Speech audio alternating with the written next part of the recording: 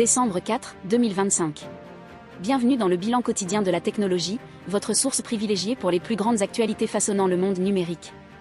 Aujourd'hui, nous allons explorer des développements surprenants, allant de la stratégie de livraison d'Amazon à des restrictions technologiques et un changement fascinant dans la compétition de l'IA. Commençons par Amazon. Le géant du commerce électronique étudie sérieusement une refonte majeure de son système de livraison. Les discussions avec les USPS sont au point mort et ils explorent la possibilité de créer leur propre réseau de transport.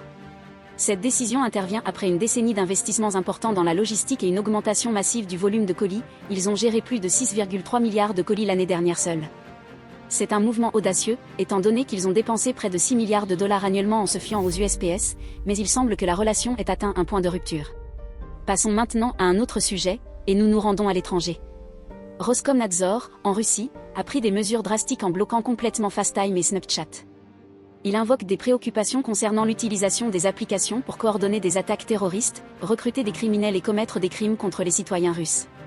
Les blocages ont été mis en œuvre il y a moins d'un mois, le 10 octobre, et cela suscite un débat important sur la censure et la liberté numérique. La version Android de Snapchat a été téléchargée plus d'1 milliard de fois, tandis que la version iOS compte 5,2 millions d'évaluations, ce qui met en évidence l'utilisation répandue de la plateforme, même dans des environnements restreints. Ensuite, un développement fascinant dans le domaine de l'intelligence artificielle. Lisa Su, PDG d'AMD, ne croit pas à l'emballement autour d'une bulle de l'IA. Lors d'une récente interview pour Wired, elle a balayé d'un revers de main l'idée que la concurrence de Nvidia, Google ou Amazon constitue une préoccupation majeure. Au contraire, AMD double ses investissements dans les centres de données pour l'IA, anticipant une forte augmentation de la demande de puissance de calcul. Il prévoit de déployer 6 gigawatts de GPU pour OpenAI, et bien qu'ils reconnaissent les défis, comme la construction et la distribution des puces, ils restent confiants dans leur capacité à fournir des modèles d'IA supérieurs et à poursuivre les avancées technologiques. Et parlant d'avancées, l'IA visuelle de Google crée des images véritablement étonnantes.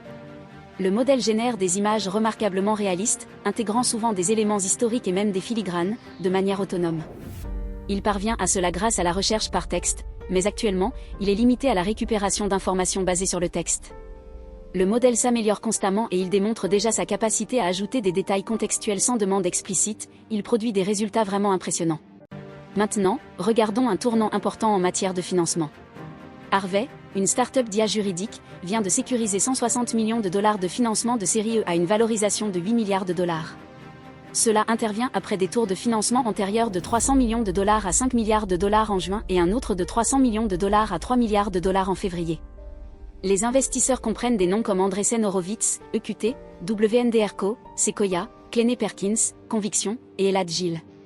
Et, incroyable, le chiffre d'affaires de Harvey a déjà dépassé les 100 millions de dollars annuellement, avec 50 cabinets AM Law 100 comme clients. Enfin, OnePlus apporte officiellement son smartphone phare aux États-Unis. Ils ont reçu l'approbation FCC et commencent à vendre le OnePlus 15. Le modèle de base, au prix de 900 $, est doté de 12 gigaoctets de RAM et de 256 gigaoctets de stockage, disponible en noir. Les versions haut de gamme avec 16 gigaoctets de RAM et 512 gigaoctets de stockage, dans les finitions ultraviolet et Sandstorm, sont disponibles pour 1000 $. Les précommandes ont commencé sur le site web de OnePlus. Voilà le bilan quotidien de la technologie pour aujourd'hui. Dans l'ensemble, c'était une journée de changements surprenants et de mouvements audacieux. N'oubliez pas de consulter les détails complets et les analyses approfondies dans notre podcast, vous pouvez trouver le lien dans la description. Et nous aimerions connaître vos opinions sur ces histoires, abonnez-vous au podcast et partagez vos avis avec nous.